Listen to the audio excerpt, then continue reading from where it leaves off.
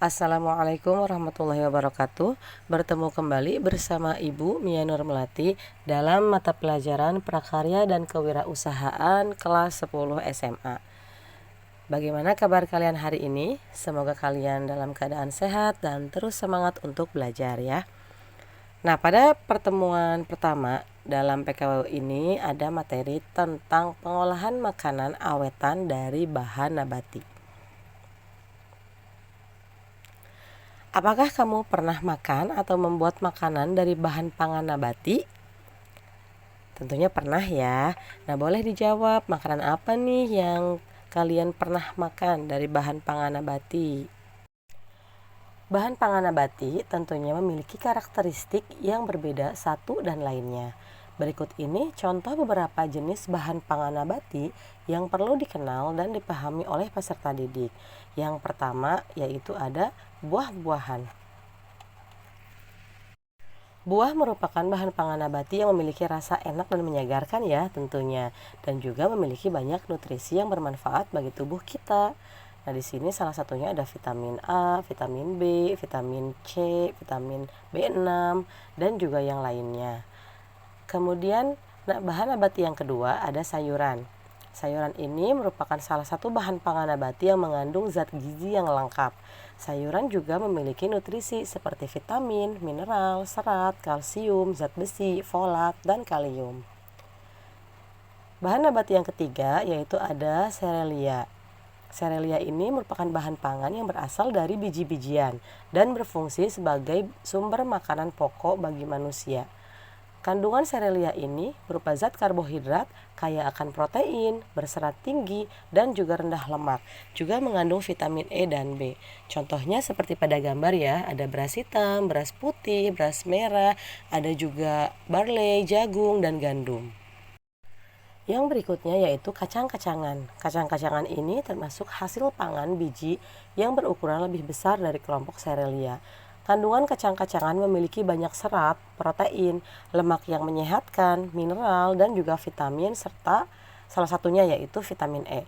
Nah, di sini ada contoh beberapa kacang-kacangan seperti pada gambar ya, ada kacang tanah, kacang merah, kacang hijau, kacang kedelai, kacang mete, dan juga kacang almond. Bahan nabati yang terakhir yaitu ada umbi-umbian. Umbi-umbian ini merupakan sumber pangan yang memiliki kandungan utamanya karbohidrat atau pati, vitamin, protein, mineral, zat besi, fosfor, kalsium, dan juga serat yang tinggi. Nah, di sini pada gambar ada beberapa contoh umbi-umbian seperti bengkuang, singkong, talas, ubi jalar, bawang, dan juga kentang. Nah, setelah kita tahu contoh bahan pangan nabati itu apa saja, sekarang kita masuk kepada apa itu makanan awetan nabati. Makanan awetan nabati itu adalah produk pangan berbahan dasar tumbuhan yang diproses agar tahan lama dan juga aman dikonsumsi. Contoh produknya seperti keripik singkong, manisan buah, selai, acar, dodol, dan lain-lainnya. Nah, di sini tujuan pengawetan itu adalah untuk mencegah kerusakan, memperpanjang masa simpan, dan meningkatkan nilai jual produk.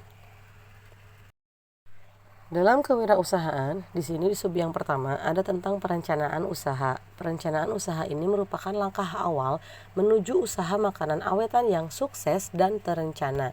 Jadi nanti teman-teman akan dikelompokkan untuk membuat suatu wirausaha dalam pengolahan makanan awetan nabati dan menyusun rencananya sesuai dengan kesepakatan teman-teman.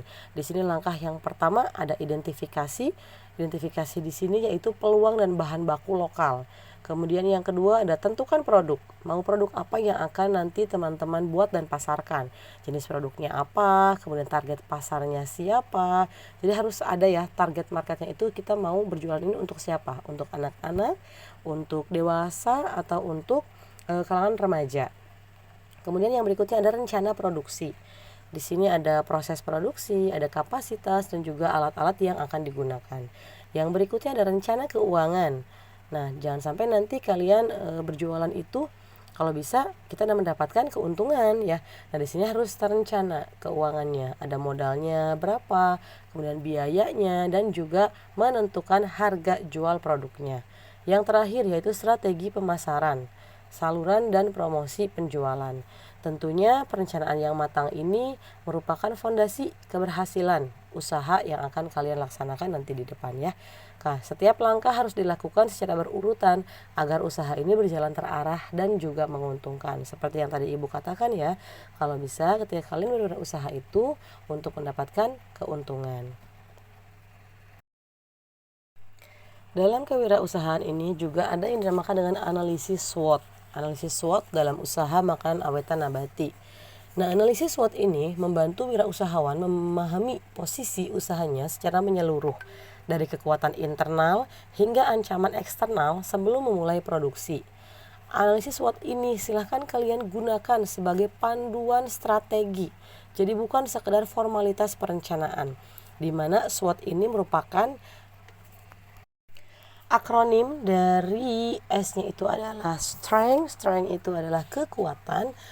Contohnya misal bahan bakunya melimpah, biaya produksinya rendah. Nah, itu merupakan salah satu dari strength ini, kekuatan ya. Kemudian W-nya yaitu weakness, artinya kelemahan. Kelemahan produk kalian itu apa? Di sini ada contohnya. Contoh kelemahan itu adalah masa simpannya terbatas. Kemudian ada lagi persaingannya yang ketat, itu juga termasuk dalam kelemahan. Yang O-nya itu adalah opportunities, artinya peluang.